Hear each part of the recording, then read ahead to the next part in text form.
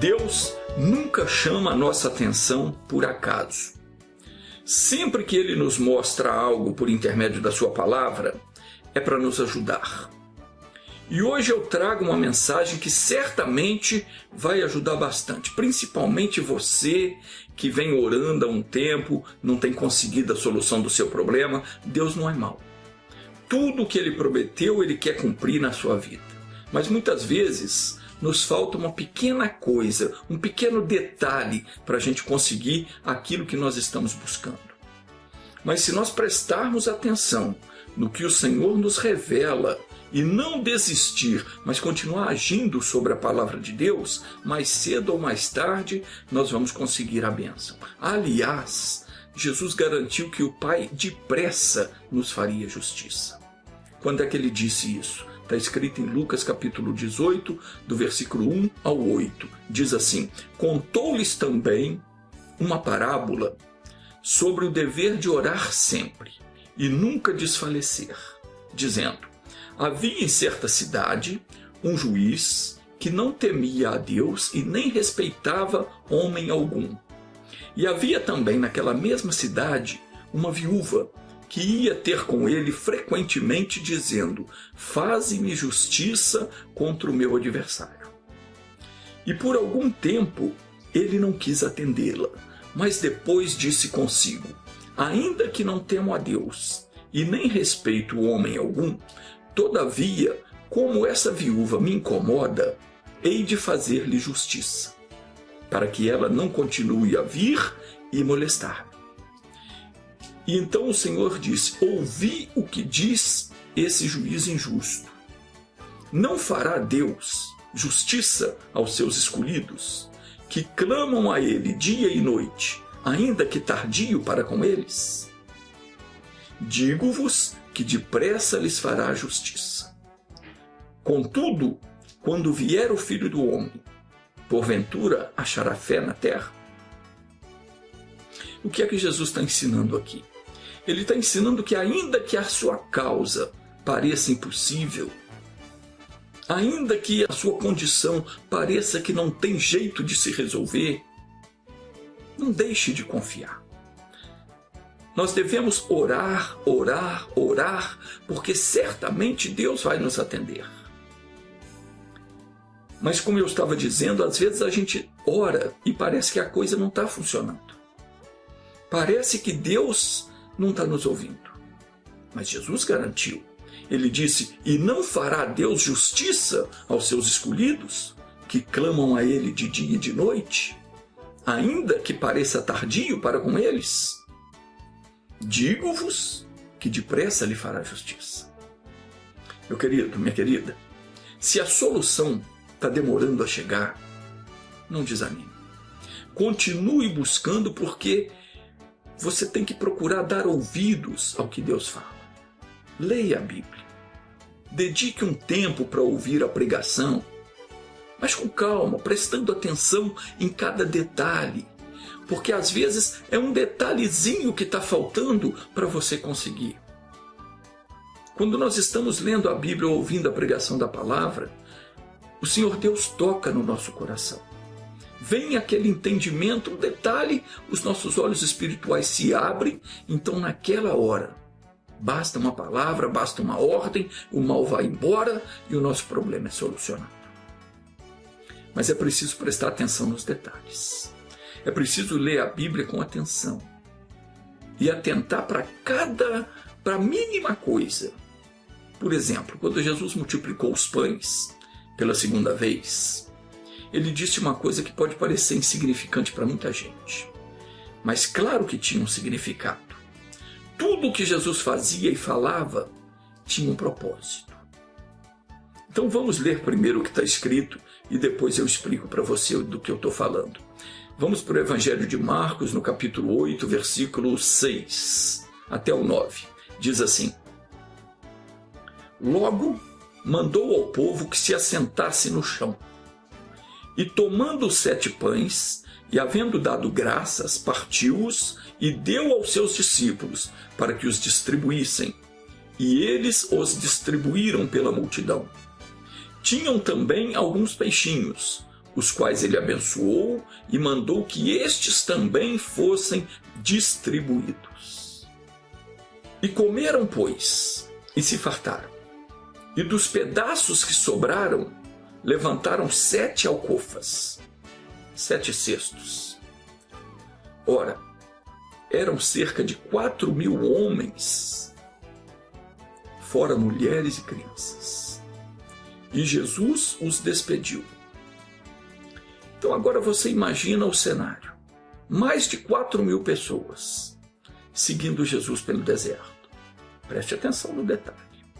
Eu não sei dizer quantas vezes eu já li essa passagem não, mas é como eu costumo dizer, a palavra de Deus ela se renova a cada dia. A Bíblia não se compara a nenhum outro livro que existe no mundo. Qualquer livro que você leia, você não precisa tornar a ler, porque você já sabe o que está escrito ali. Mas a Bíblia não é assim não. Você pode até conhecer a história, pode até saber as palavras de cor e salteado, mas a revelação da palavra, ela nunca é a mesma. Cada vez que nós lemos uma passagem da Bíblia, Deus tem algo novo para nos revelar. E são essas revelações, esses detalhes da palavra que despertam em nós a fé que precisamos para tomar posse da nossa bênção. O apóstolo Paulo, em 2 Coríntios, capítulo 3, versículo 4 ao 6, ele disse assim: E é por Cristo, ou seja, pela palavra, que temos tal confiança em Deus. Não que sejamos capazes por nós de pensar alguma coisa, como de nós mesmos, mas a nossa capacidade vem de Deus, o qual também nos capacitou para sermos ministros de um novo pacto. Não da letra, mas do Espírito, porque a letra mata, mas o Espírito vivifica. E Jesus disse em João 6,63, o Espírito é o que vivifica. A carne para nada aproveita. Isso quer dizer, o entendimento que o Espírito Santo coloca no nosso coração, quando nós lemos a Bíblia ou ouvimos a pregação, é o que nos torna vivos no mundo espiritual.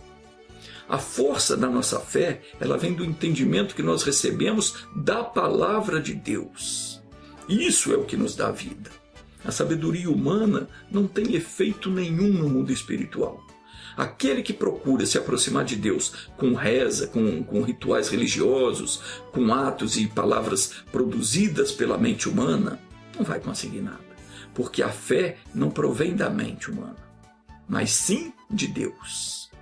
E qualquer que quiser interpretar a palavra de Deus com a sabedoria humana, também não vai conseguir. Porque está escrito que nenhuma escritura é de particular interpretação. Deus é quem fala no nosso coração. E é Ele que nos faz entender o que precisamos saber. Jesus disse, o Espírito é o que vivifica, a carne para nada aproveita. As palavras que eu vos tenho dito são Espírito e vida. Então vamos voltar ao deserto, onde Jesus fez a segunda multiplicação dos pães. Ele mandou que o povo se assentasse no chão. Detalhe. Apenas um detalhe, mas de extrema importância. Às vezes a pessoa está correndo de um lado para o outro, buscando a bênção, buscando saciar a sua fome, a solução do seu problema, e não consegue. Porque não está atentando para um simples detalhe, que é preciso parar e se assentar no chão para receber o alimento. Eu não estou falando que você tem que se sentar no chão da sua casa para comer a sua refeição, não. Tudo isso aqui é espiritual. Tudo espiritual. Assentar no chão significa você se colocar em posição humilde diante de Deus. Não fisicamente, repito, mas espiritualmente. Se a luta está grande, o problema só aumenta, a coisa está feia, pare de ficar correndo de um lado para o outro. Para de procurar uma religião aqui, outra ali, tentando uma coisa aqui, outra por lá, fazendo reza, corrente, simpatia, sei lá mais o que te ensinaram a fazer, e coloque-se em uma posição humilde diante de Deus. Assente-se no chão diante de Deus espere receber dele o alimento. Isso é a instrução que você precisa ter para conquistar a sua vitória. Tem hora que a gente tem que parar de correr de um lado para o outro e se assentar para ouvir a palavra de Deus. Porque a fé vem pelo ouvir, e o ouvir pela palavra de Deus. Para receber fé, você precisa dar ouvidos ao que Deus diz, por intermédio da sua palavra. E para receber as palavras de Deus no coração, você precisa ser humilde, precisa colocar de lado tudo que a sua religião te ensinou, precisa se esvaziar de todo o conselho do homem para aceitar o que Deus está dizendo. Só quando você fizer isso, se esvaziar de tudo que te ensinaram, colocar de lado o seu orgulho, parar de querer defender a sua crença, parar de tomar partido a favor dessa ou daquela religião, dispuser no seu coração a aceitar aquilo que está escrito na palavra de Deus, aquilo que a palavra diz, então é que você vai receber fé para ser abençoado. Enquanto você tomar as dores do seu santinho, da santinha, e achar que a Bíblia não diz a verdade, você não recebe fé, não recebe a bênção de Deus. Jesus diz que tudo é possível àquele que crê. Mas não é crer em qualquer coisa, é crer no que está escrito na Bíblia. Porque se você continuar crendo num pedaço de pau, num pedaço de gesso, ou naquilo que te ensinaram na sua religião, você não vai conseguir nada. Sem fé é impossível agradar a Deus. Deus quer abençoar a sua vida. Deus quer prosperar você. Quer curar você. Mas você precisa se assentar no chão diante de Deus, espiritualmente falando. Abrir o seu coração e receber a instrução que Ele vai te dar. Agora tem uma coisa. Você não pode continuar agindo como um religioso, não. As religiões, de um modo geral, elas ensinam as pessoas a se conformarem com as dificuldades, alegando que isso é provação de Deus. Tem religião que ensina isso. É mentira do diabo. Está escrito que Deus não tenta ninguém e não pode ser tentado pelo mal. Tiago escreveu dizendo: ninguém sendo tentado diga, sou tentado por Deus. Porque Deus não pode ser tentado pelo mal e Ele a ninguém tenta. Não vos enganeis, disse Tiago, meus amados irmãos. Toda boa dádiva e todo dom perfeito vem do alto, descendo do Pai das luzes, em quem não há mudança e nem sombra de variação. Então o que nós podemos entender disso aí é que nenhuma tentação, nenhuma dificuldade, nenhuma coisa ruim acontece na nossa vida vindo da parte de Deus. Se a miséria é ruim, não é de Deus. Se a enfermidade é uma coisa ruim, não é de Deus. Deus não nos prova com nada ruim. Tem pessoas que acreditam que as coisas ruins que acontecem com ele é Deus provando ele, experimentando para fazer dele uma pessoa melhor, como dizem por aí alguns religiosos que procuram atribuir a Deus a causa dos muitos sofrimentos do homem. Muito pelo contrário. Tiago disse: não vos enganeis, meus amados irmãos. Toda boa dádiva e todo dom perfeito vem do alto. E o que não é bom, não vem do alto. O que não é perfeito, não vem de Deus. Tem religião por aí que ensina o doente que ele tem que se conformar porque Deus está provando ele. Papo furado. Mentira de Satanás. Deus não prova ninguém com doença nenhuma, nem com dores, nem com escassez, nem com miséria, nem com nada que seja mal. Jesus disse: ou fazei a árvore boa o seu fruto bom, ou fazei a árvore má o seu fruto mau. Porque pelo fruto se conhece a árvore. Então, se Deus é bom, as coisas ruins não provêm dele. Não temos que nos conformar com as coisas ruins que nos acontecem. Pelo contrário, temos que ser praticantes da palavra. Quando Jesus entrou numa cidade chamada Naim, ele se deparou com uma grande multidão que, chorando, iam levando um defunto, que era filho único de uma viúva. E o que foi que Jesus fez? Você pensa que ele foi lá consolar a viúva, dizer para ela que devia se conformar, porque a vida é assim mesmo? Nada disso. Está escrito que quando ele viu isso, ele ficou comovido e ele se encheu de compaixão por aquela viúva. E então ele se aproximou e disse para ela: não chores. E tocando no caixão, ele fez com que todos parassem, e então ele falou para o defunto dizendo: moço, a ti te digo, levanta-te. É assim que Deus consola. É assim que Deus nos consola, resolvendo os nossos problemas. Ele não tem prazer em nos ver sofrendo. E então aquele que estava morto se assentou no caixão e começou a falar. E Jesus então o entregou à sua mãe. Esse acontecimento mostra que para Deus não existe coisa difícil ou coisa impossível. E não existe para Ele esse tempo chamado tarde demais. Nunca é tarde demais para você buscar a Deus. Talvez a sua situação ou a situação de um familiar seu aparenta não ter mais jeito. Mas Jesus afirmou: aquele que crê em mim, ainda que esteja morto, viverá. Meu irmão, ainda que tudo tenha chegado ao extremo, você olha e pensa: não tem mais volta. Para Deus tem volta. Para Deus tem jeito. Nós fomos chamados por Jesus para fazer a mesma obra que ele fazia. Eu vou repetir. Eu e você fomos chamados para fazer as mesmas obras. Eu não sou melhor que você e nem melhor do que ninguém. Todos nós somos iguais. Pessoa nenhuma tem defeito nenhum diante dos olhos de Deus. São os falsos ensinamentos que você recebeu que causou defeito em você. As coisas erradas que te ensinaram é que impediram você de fazer as mesmas obras que Jesus fazia. Mas você foi chamado por ele para fazer as mesmas obras. Ele disse: aquele que crê em mim também fará as obras que eu faço. Mas para crer nele, você precisa conhecê-lo. E como é que eu conheço Jesus? Conhecendo a Bíblia. Conhecendo o que está escrito ali, conhecendo a palavra, sabendo a vontade do Pai. Qual é? A partir do momento em que você se assentar no chão, espiritualmente falando, não estou mandando você sentar no chão aí não.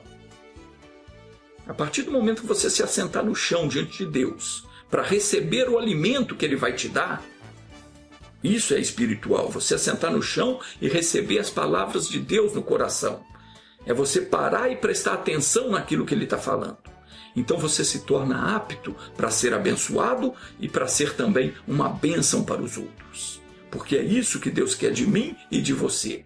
Quando você jogar fora todo o ensinamento religioso que você recebeu até hoje e guardar com você somente aquilo que Deus te revela por meio das Escrituras Sagradas, então você vai receber o poder do alto para fazer as mesmas obras que Jesus fazia.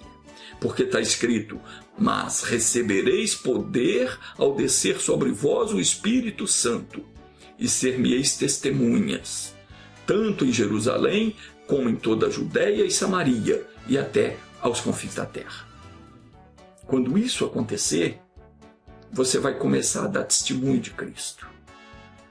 Primeiro para os da sua própria família, porque eles vão ver a sua vida, vão ver como você é abençoado e vão querer também ser abençoado da mesma maneira. Você vai ser um testemunho para os da sua família. Primeiro Jerusalém, primeiro na sua casa, depois para os da sua rua, do seu bairro, da sua cidade, e depois para todos os demais. Mas tem gente que pergunta: do que é que eu vou ser testemunha? Que tipo de testemunho eu tenho que dar? Testemunho do que Jesus fez por mim e do que Ele fará ainda através de mim. Porque Ele nos deu autoridade para fazermos as mesmas obras. E nós temos de fazê-las. E isso inclui você não aceitar a derrota, não aceitar o fracasso, a miséria, as enfermidades, não aceitar o sofrimento na sua vida. Pelo contrário, temos que nos levantar na fé contra todo tipo de mal que nos rodeia e expulsá-lo das nossas vidas. e clamar diante de Deus, reivindicando as promessas que os antigos reivindicaram no passado, e se eles foram abençoados, pode ter certeza que nós também seremos. Em nome de Jesus Cristo, para a glória do Pai. Porque está escrito que Deus, sendo riquíssimo em misericórdia, por causa do seu muito amor que nos amou, quando nós ainda estávamos mortos, quer dizer, quando estávamos separados dele por causa do pecado de Adão, ele nos vivificou juntamente com Cristo e nos ressuscitou juntamente com ele e nos fez assentar nas regiões celestes em Cristo. Tem uma versão que diz que nós fomos entronizados nos lugares celestiais em Cristo. E para que ele fez isso? Para mostrar nos séculos vindouros a suprema riqueza da sua graça pela bondade para conosco, em Cristo Jesus. Então, meu irmãozinho, pode crer, porque se em algum momento Deus deixasse de usar de bondade para conosco, então ele estaria desmentindo a si mesmo, porque essas palavras são dele. Mas glória a Deus, porque ele não mente, ele é fiel, é justo e é cumpridor de todas as suas promessas. Louvado seja o Senhor Deus. Vamos orar agora? Então coloque uma das mãos no seu coração. E se você tem sentido alguma dor, tem alguma enfermidade em alguma parte do seu corpo, alguma coisa não está funcionando como devia, então, se possível, coloque uma mão no local da dor. A hora é agora. E você vai receber essa bênção. Coloca a mão no local que dói, ou no local da anormalidade, onde você sente o problema. Se não for possível, coloque as duas mãos no coração. Feche os olhos, fique em silêncio. Senhor Jesus, o Senhor me deu autoridade para fazer as mesmas obras e disse que tudo quanto eu determinar em seu nome, o Senhor haverá de me conceder. Haverá de ser feito. Pois eu te peço agora, derrama o teu poder sobre a vida de todos os que oram comigo. E onde houver uma fraqueza, uma anormalidade, uma dor, um problema, uma sequela de acidente ou de cirurgia, eu quero que esse mal seja destruído.